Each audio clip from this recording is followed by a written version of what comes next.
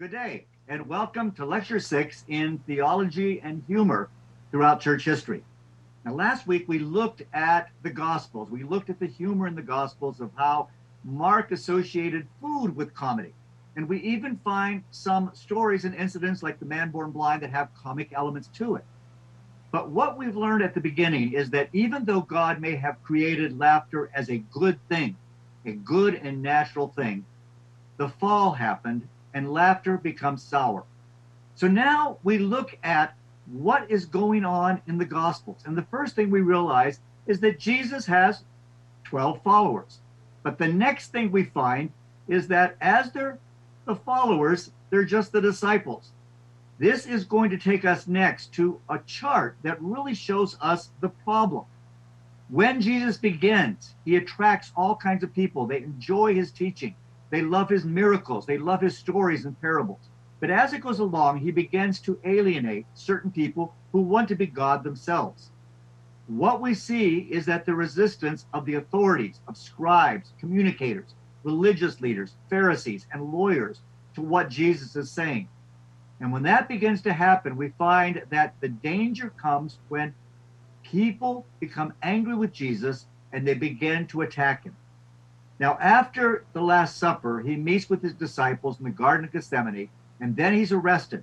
And then he's taken before Pilate and before the crowd, and they say, crucify him. What this leads to is one of the most negative kinds of laughter that we find throughout Scripture, and that is mocking. So the next thing we see is a series of these images. We find that blasphemy and mocking come together. They believe that Jesus, by saying that he is the Son of God, that he is equal with God, is something that is so blasphemous, so they begin to mock him. But Jesus said, I and the Father are one. And that's when the religious leaders and the Jews took up stones to stone him. And Jesus answered them, I showed you many good works from the Father. For which of them are you stoning me? And they answered him, for a good work we do not stone you, but for blasphemy, because you, being a man, have made yourself out to be like God, to be God. The next thing we find throughout history is that artists have captured these moments that come after his arrest. For example, Giotto looks at the mocking of Christ and flagellation, where they begin to whip him and scourge him. And they wag their heads and saying, it's like, aha, we've got you. The next one is coming from Fra Angelica in the 15th century. And we have this kind of detail of a man spitting at Jesus and hands that are out there slapping him.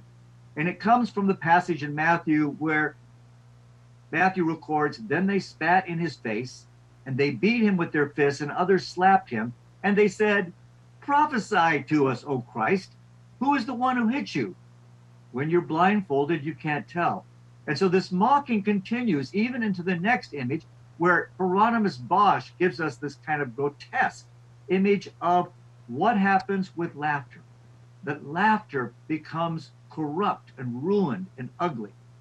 What is inside of a person becomes revealed. What is whispered among these men is going to be shouted from the housetops. And the hearts of darkness that we see in all of ourselves begins to come out when God says, this is my son. Follow him, obey him. Now the next image takes us to Christ carrying the cross. And Hieronymus Bosch again gets this. And it leads us to certain terms that help us to understand what this mocking is like. The Latin word for Matthew in Matthew and Mark is blasphemio, which basically means to blaspheme, to revile. But Luke uses another word, which is exmasterizo. And basically, ek is out of, and it's out of the nose. It's sneering. It's this kind of evil look that you give, and you turn your face up. And you can look at some of the kind of grotesque characters that Bosch has created in his painting here. And their large noses gives you the sense of sneering, of looking down at. But the next one is Stomer in the 17th century, and it gives us some other ideas of the words and how we visualize them. Illudo, a Latin word for mock, is kind of a bad play. Ludo is the word for play. And it's a playing with, but it's an evil playing. It's a twisted play that is there. You amuse yourself with someone else, taking advantage of them and ridiculing them. The Greek word is empazio, which means to trifle with and to scoff. And so we get a sense of how these people are treating Jesus. And it is with laughter, but it is with a laughter that has been distorted and twisted. It is a laughter that comes from a very dark heart. Now, the next and the last one is Matthew Grunwald, in which he shows the mocking of Christ, which occurs with not only this kind of verbal bullying, but the physical bullying as well. And in his book, M.A. Screech, The Laughter of the Foot of the Cross, talks about the presence of sin in our laughter, that we have to watch how we bully others and how we are flippant with others. And so this kind of cruelty comes not only physically, but also verbally. The next one is Lucas Cranach, who was one of the great artists of the Reformation. And how he creates kind of this scene out of the Reformation there, where one laughs at one's enemies and it's sweet to them. They enjoy it. And you see two of the characters that Cranach has kind of painted on the left side with their tongues wagging again.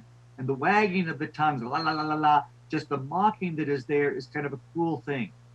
But Jesus comes along, and to these enemies who are brutally beating him and verbally ridiculing him, he says, forgive them. They know not what they do. And it is one of the most difficult times when you realize that you have been attacked over and over again and been reviled, that you say, forgive them. Now, what that leads us finally to is this idea in Christ crowned with thorns. We find the brutes are really facing us with a smirk. And the laughter directed at the Christ on the cross is deeply disturbing because it involves us. The character in this painting is looking at us and calling us to join in him. And what this goes back to is an amazing story by Gary Kilworth. It's kind of a science fiction time travel story called Let's Go to Golgotha. And in the story, Let's Go Golgotha, there's a family, and the family is deciding where to time travel to. Do they want to go to Pompeii and see the eruption of Mount Vesuvius, or where do they want to go? And so they're kind of bored. So they say, well, why don't we go back to Jerusalem in 33 AD and go to the crucifixion and see what's going on there? So they're put into kind of the garb of the time. They wear the same kind of costumes, and they have to fit in. They have the same kind of hair. Everything else is fixed up so they just will blend in. And they get there, and they're in Jerusalem, and they're milling with the crowds, and all of a sudden they see Pilate up there, and he has this man who has a crown of thorns on his head. And he's up there and he says, well, what then shall I do with this Jesus? And the crowd begins to shout, crucify him, crucify him, crucify him. And they're all going there. And the family is there, and they're watching all this go on. And finally they get caught up and they go, crucify him. Yeah, crucify him, crucify him. And suddenly it occurs to them that they have just called for the crucifixion of Jesus. And they look around and they realize another truth, that everyone there is a tourist from the future, that all of them have called for Christ to be crucified. And what Kilworth has done in this story is invited us in and made us realize that we too are guilty with these first century attackers and accusers and mockers of Jesus. So it's a wonderful kind of ironic satire of what is going on. Now we move from that kind of dark mocking to finding next some inside jokes that happen in the Gospels. And this is where I may be speculating here, but I think it's worthwhile, where we see the authors of the Gospels showing themselves, kind of hinting that I was there. For example, in the Garden of Gethsemane, in the Gospel of Mark, it writes, and there was one young man following Jesus, wearing nothing but a linen sheet over his naked body. And they seized him, but he left the linen sheet behind and he ran away naked. This is probably Mark saying, I was there. I was a young man. I had been following Peter. I would record Peter's stories later on for my gospel, but I knew all these stories, but I was there. But it was one of my most embarrassing and shameful moments as well, because I was naked and I was getting out of there as fast as I could. Now, the next one we find another author, the kind of beloved disciple John, writes about how Peter and another saint ran to the sepulcher. They ran to the tomb when they heard what the women had said about the resurrection. Both were running, But the other disciple, whom Jesus loved, outran Peter and reached the tomb first. Now, in my imagination, I see John saying, look, Peter may be the one who goes to Rome and builds a church there, but I was faster. I was much faster. I was younger. I was in better shape than Peter, the kind of fat fisherman. And so he's kind of playing with this, and he says, these two were running. And he adds this little detail, the fact that I was faster. And he writes the narrative to kind of show off this one little moment. Now, the next thing is we recognize that the Gospels go from looking at Mary at the tomb and saying, why are you weeping? And the sorrow that is so deep and so pervasive in all of the disciples and the women, to this deep comedy of the resurrection. The resurrection changes everything. If there were no resurrection, the Apostle Paul says, then we of all men are to be pitied. We have nothing. This is the crux and the core of everything we believe, that these witnesses who saw the resurrection were true and credible. And so the church fathers, even those whom we'll see next week, have problems with laughter, kinds of laughter, like Gregory of Nyssa, the great Cappadocian father, or John Chrysostom, the golden-mouthed preacher from Constantinople. They believed that God had played a joke on the devil by raising Jesus from the dead. Satan thought he had won, but he hadn't. It's this great joke, this great, what the church fathers call the risus paschalis, the Easter laugh. And the Easter laugh is God's joyous laughter over triumphing over death and sin. Death and sin, the powers are gone no more. They've lost their sting. They've lost their power. And as Luther quipped, wherever there is faith in the resurrection, there is also laughter. And so after all of this mocking and scoffing and sneering, we have this joyous laughter, this laughter of the resurrection, which you have to laugh at. The next thing we find is that there is kind of a breakout comedy at the resurrection. And this is the fact that Jesus allows the first witnesses at the tomb to be women. Next week, we'll look at this skeptic and this cynic whose name is Celsus. And Celsus says one of the problems of the story of Jesus in the Gospels is that they make such incredible and uncredible witnesses as women. Women had no credibility whatsoever. If you wanted your story to be credible, you had to have a man, and particularly an older man, and a man of the Sanhedrin, kind of testify to the evidence. Women were not considered credible witnesses. But Jesus turns that on its head. And in the Gospels, it's the women who always see it. And Peter and the other disciples, when they find out that there was a resurrection, they just say, it was just as the women said. What can we say about this? And so this wonderful comedy of women being the ones to whom God reveals himself first, over and over again comes up. In fact, the next time we see it is that we don't realize how exciting it is to find an unexpected life where we thought there was dead. And so even in this kind of comic illustration, we realize the great startling wonder of the resurrection, of new life that comes in. But next we see the two disciples are on the way to Emmaus. And as they're walking to Emmaus, a stranger joins them. And they're kind of going over the stories of everything that's gone on. And the stranger says, well, what are you talking about? And they talk to the stranger and they say, are you the only one who doesn't know all the things that have gone on these last couple days? And the stranger, whom we now know as Jesus, says, what things? It's what a great setup line. What things? What's going on? I don't know what's going on. He plays dumb. And so they begin to tell him everything. And then Jesus comes back and explains things. But then they go and they sit at an inn. And Jesus takes the bread and he breaks the bread. And when the bread is broken, they recognize that it is Jesus. And the disciples say, Cleopas and his friends say, it's just as the women had told us. And they run back to all the disciples in Jerusalem and they said, were not our hearts bursting with joy? And you can imagine them laughing and just joking and going over all of these stories again and saying, how did we not recognize that Jesus was among us? Emmanuel, God with us, was in the breaking of the bread. And here it gets back to the food. So this next thing, we have the story of the supper at Emmaus, which is an invitation for us to sit with other disciples and to tell these stories and to eat and to drink and to realize that in our saying of grace, that God is with us. That even as Elijah was at the Passover, Jesus is now with us. At every meal we take with one another, when we eat the bread and drink the wine, and we laugh and we rejoice and we tell the stories. Now, another kind of comic moment that happens after the resurrection is next when Jesus confronts Peter. And he's just called Peter out from fishing, and they're sitting around, they're having a fish fry. And Jesus asks him this question 3 times. He says, Peter, do you agapeo, which means this kind of sacrificial love, this love that goes beyond where you give yourself over to someone else, do you agapeo me? Do you love me more than these?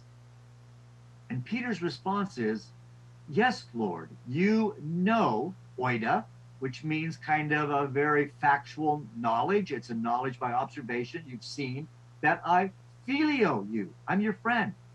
I've been with you. I'm your friend. You know. And Jesus says, well, feed my lambs.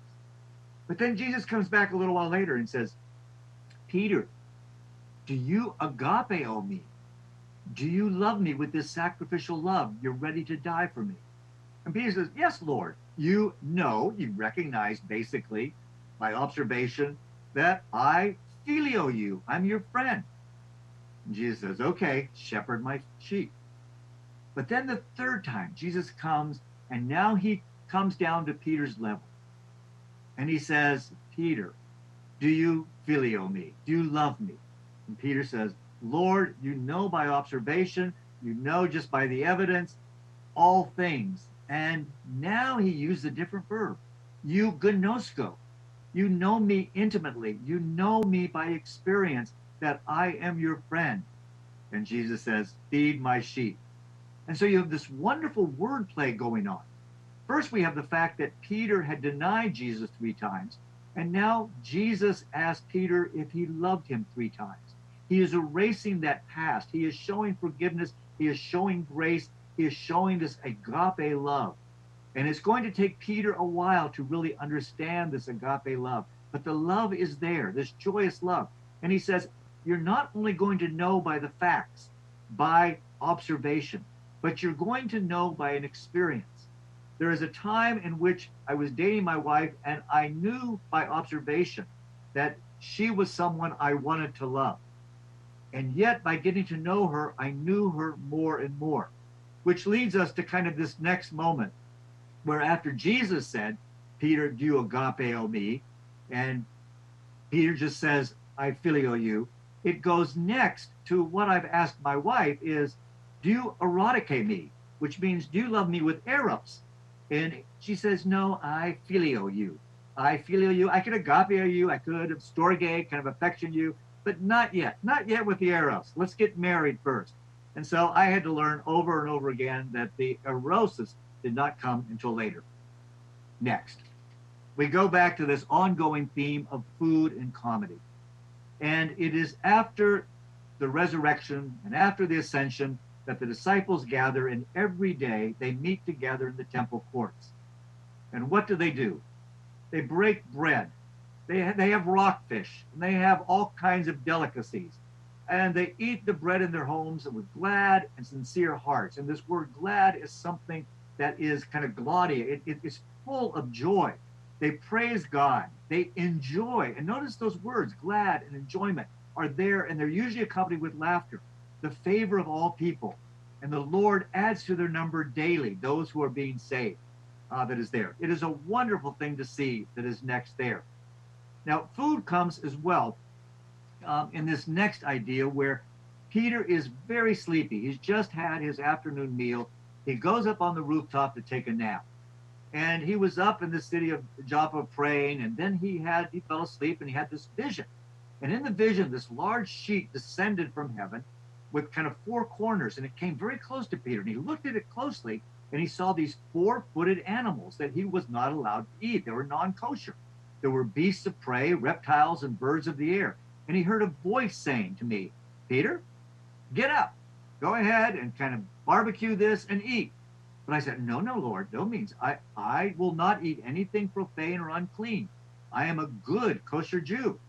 None of this has ever entered my mouth. But a second time, the Lord comes and says, what God has made clean, you must not call profane. This happens how many times? We see this ongoing repetition of the joke 3 times. It comes to Peter. Peter takes a while to learn. And so everything is there, and then it's finally pulled up to heaven. This gets us next to the kind of image of what were all these clean and unclean meats. We have all this unclean food, and it's not as if Jesus is really, or God is really telling Peter to change his diet, but he's preparing him to take in those things that are unclean into the community of faith. And that is the Gentile. Bring these Gentiles in, bring these dogs in, bring in these women, all these others that you have rejected. Do not call profane, because I have received them, I have blessed them, and I will make them clean for you. Now, what happens in Acts next is one of the most dramatic moments in church history. And this is Pentecost. And at Pentecost, Peter gives up to preach the sermon of the history of God's dealing with Israel, how he has called Israel, how he has worked through Abraham and Isaac and Jacob, and how he has called Moses to take them in. But the beginning of his sermon, some make fun of them because people hear tongues in their own ears. They hear their own language in their own ears. And they say, listen, these guys really must be drunk. They've had a little too much wine. And Peter responds, yeah, we're not drunk yet. We're drunk with new wine, because it's only 9 o'clock in the morning, and none of us go to the bars or the wells that early in the morning. What this is then is that we find that the world laughs at drunkards. And as Erasmus says, the apostles are, in a sense, drunk with the Holy Spirit. They are so intoxicated, they are so alive, and they are happy drunks that we see moving on there. Now, the next thing that happens, however, is that King Herod Agrippa, the next thing that happens, King Herod Agrippa kills James, the brother of John, one of the sons of thunder, with the sword. And he arrests Peter. Peter is put in prison, and he is there waiting and not knowing what's going to happen. But he unbelievably escapes from prison when an angel comes and puts everyone to sleep, and he directs them out. Now, this is the beginning of a kind of a setup of a comedy, and it's one of those kind of sandwiches where we have kind of a story and then something in the middle. What happens next is that he goes to the house of Mary, who is the mother of John Mark. Mark is our kind of comic writer of the Gospel of Mark, who's always talking about food. And he goes there, and the people had gathered to pray for Peter because they saw what happened to James. He'd been killed, assassinated, murdered, martyred.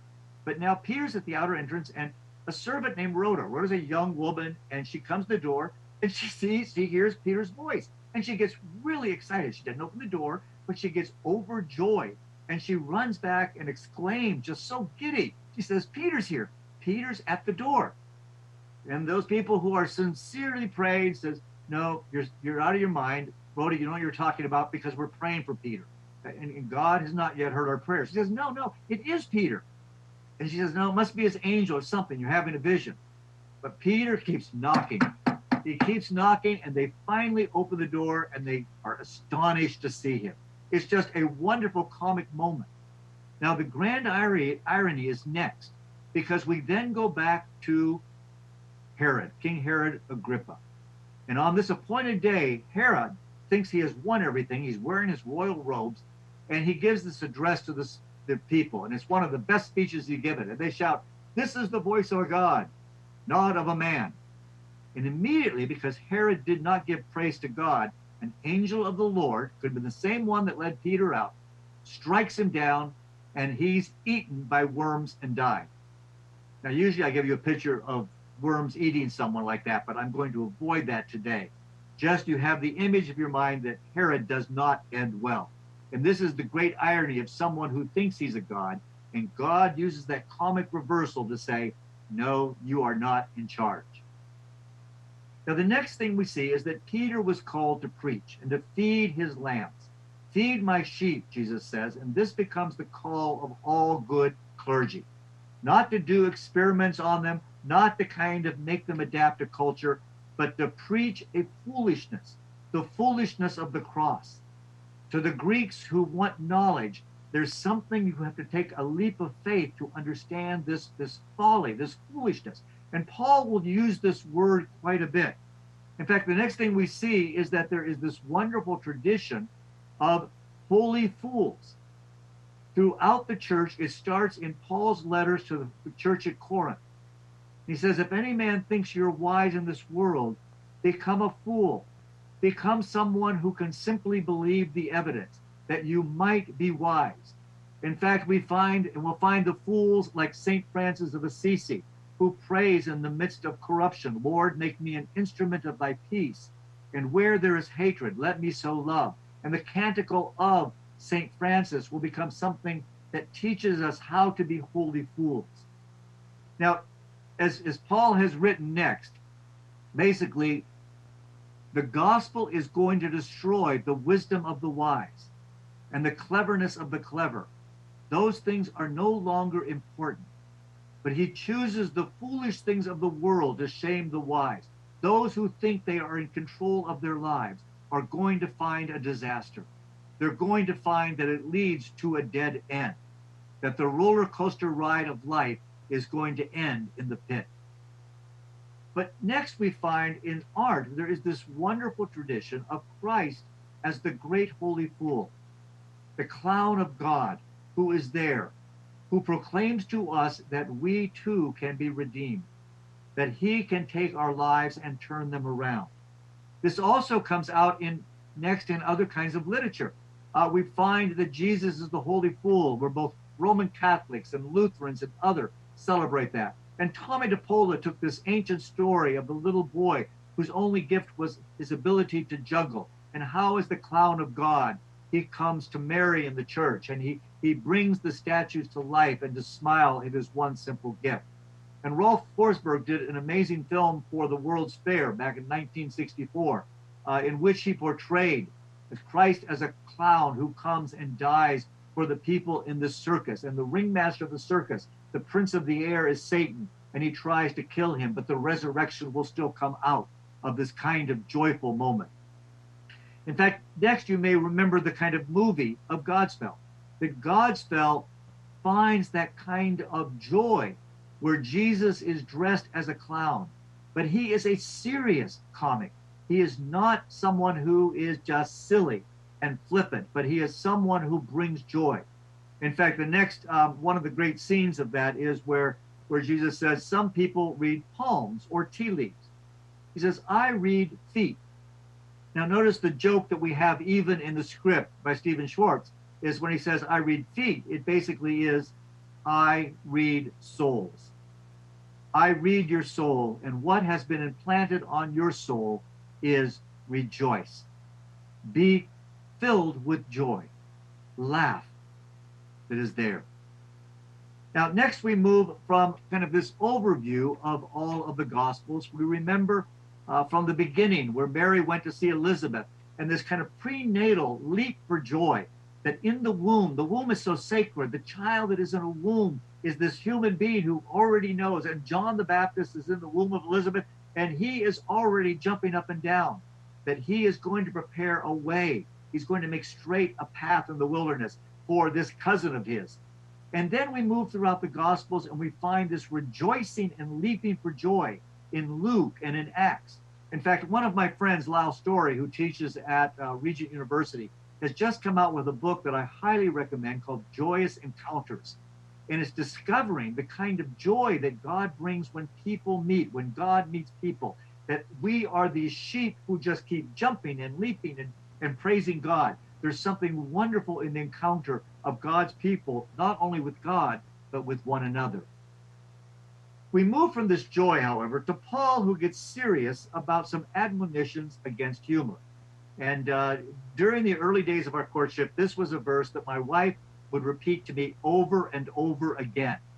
And she would say, like Paul, let there be no filthiness or silly talk or coarse jesting, which are not fitting, but rather giving of thanks. Now, next, what I would do with her is I would bring out these words in the Greek and begin to explain to them that King James didn't really have the best interpretation. Ruperia, morologia, and eutropelia.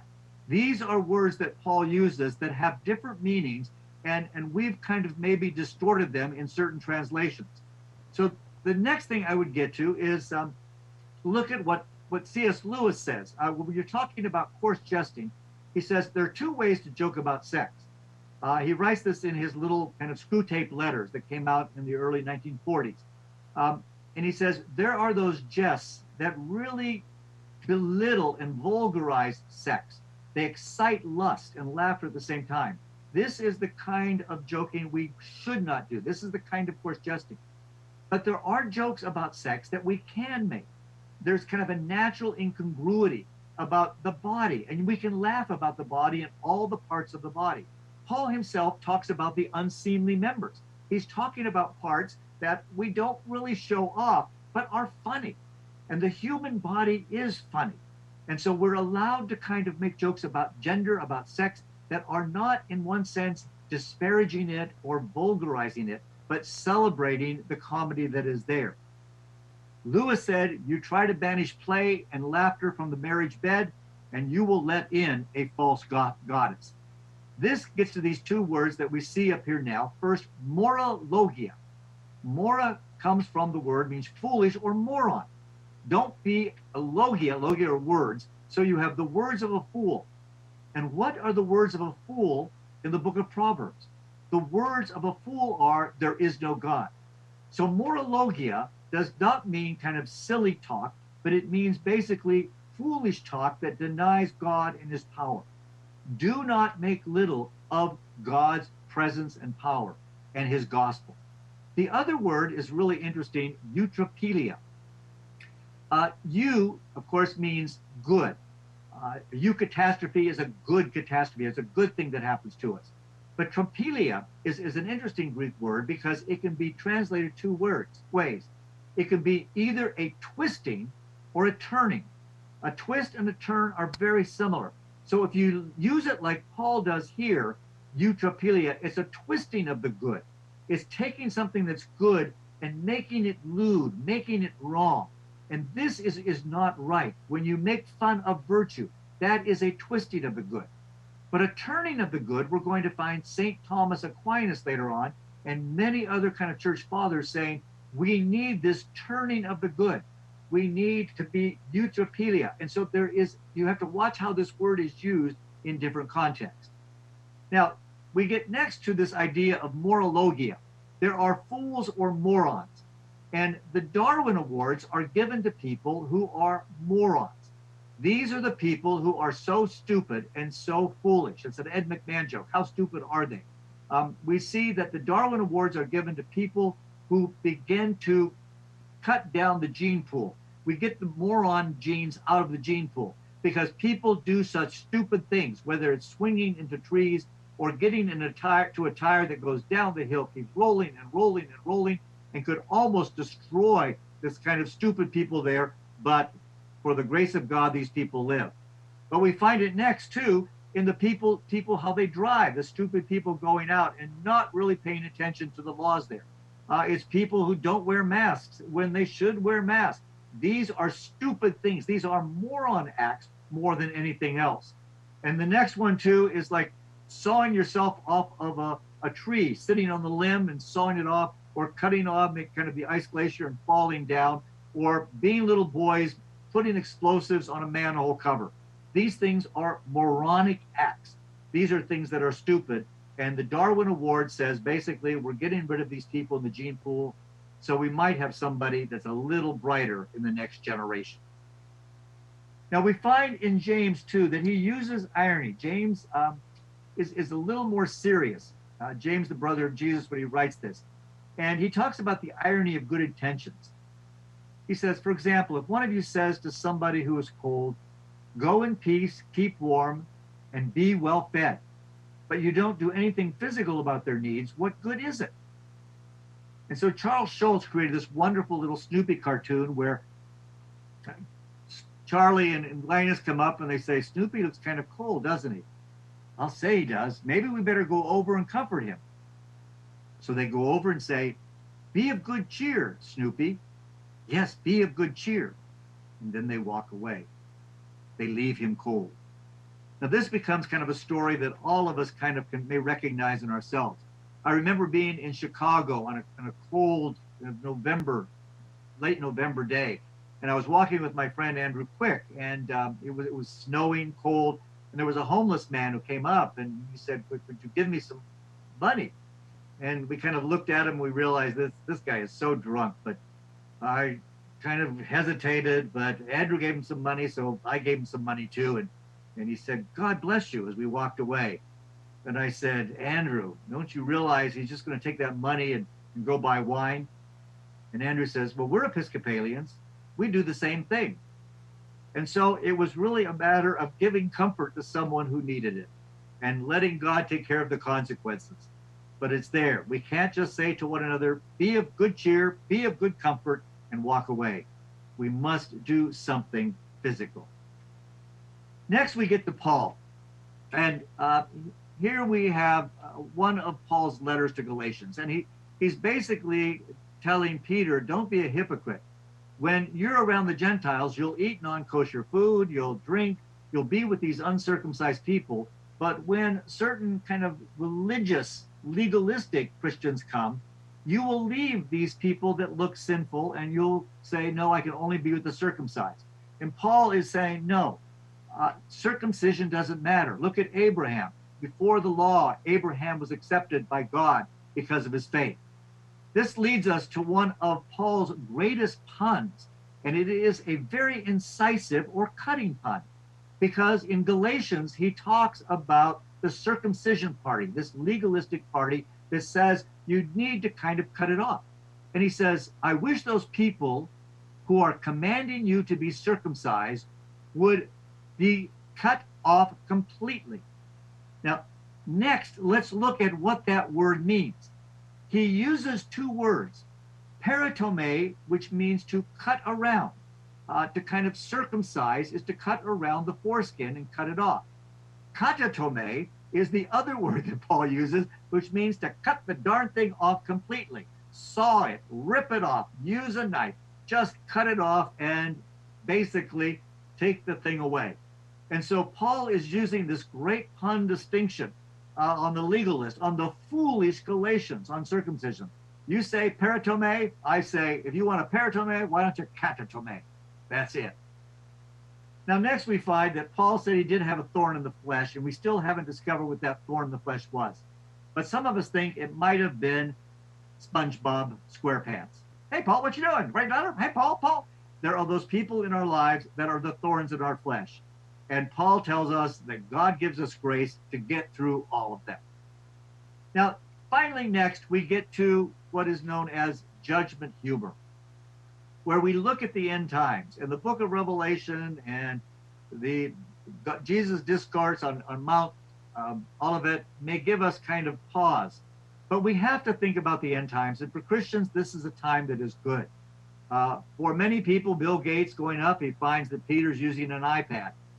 For others, we find that if they were a CEO of a company that did not help their workers, they're going to end up on the poop list. But we move on from there next to this idea that I had when I was a kid that I found kind of in a New York cartoon, is that before we get into heaven, we're going to have to watch a whole film of our life, and everybody else is going to see that film too. So take a moment and review, how is your life going to be rated? Not just what people have observed, but what is your thought life? And it gets a scary rating. Most of us are going to have X ratings, just for the kind of not just lust, but the hate and the envy and the sloth and the anger that we see. And this is going to be on the screen for everyone to see. Fortunately, Jesus comes along and he erases all of that. And so we get to see the story of Jesus in our lives, which is much better. Next, we find a parable of judgment, that what really is going to be like. And it is in the Middle Ages where we get more this image of the fires of hell, Gehenna that is there. And so we look like these two eggs at one of our friends down there.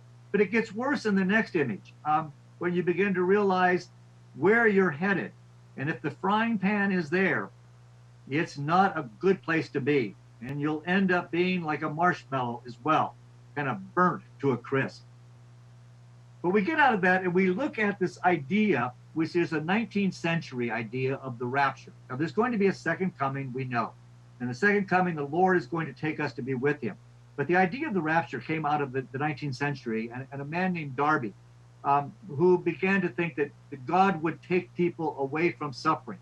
And so here you notice that in this image, when the judgment comes, the people from the church run over for a drink, and the people from the bar realize, no, I better get over there and seek God.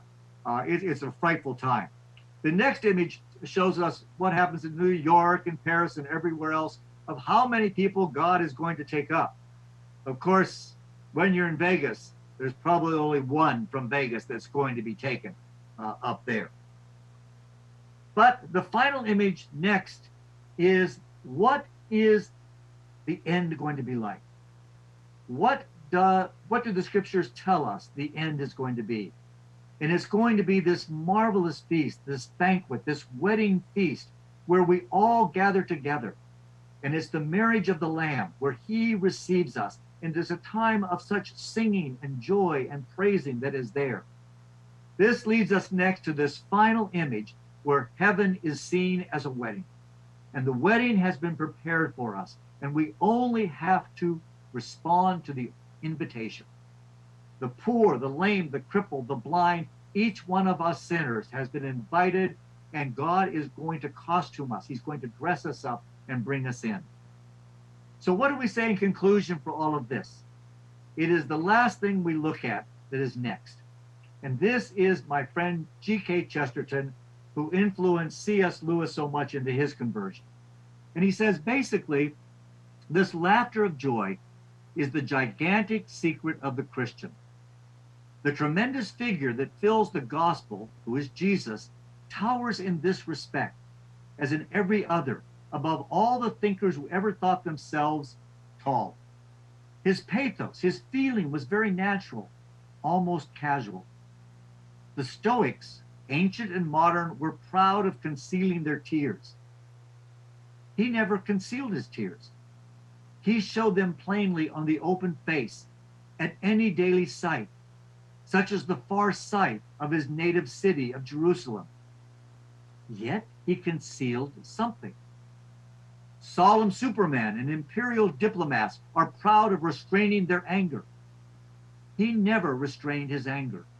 He flung furniture down in the front steps of the temple, and he asked men how they expected to escape the damnation of hell. Yet he restrained something. Next, he said, there was something that Jesus hid from all men and women when he went up to a mountain to pray. There was something that he covered constantly by abrupt silence or impetuous isolation. There was some one thing that was too great to God for God to show us when he walked upon the earth. And I have sometimes fancied that it was his mirth. This is the last thing that God has saved for us. He has shown us his anger. He has shown us his tears and sorrow. But he has not yet fully shown us his laughter. His laughter and his mirth and his joy are there, being held in preparation for the great wedding feast of the Lamb. And we have the invitation, and it's now just up to us to RSVP. Next week, we're going to look at how the church responded. And the church responded to the laughter, being suspicious, but then embracing it. So I'll see you next week for the church, the early church, and laughter.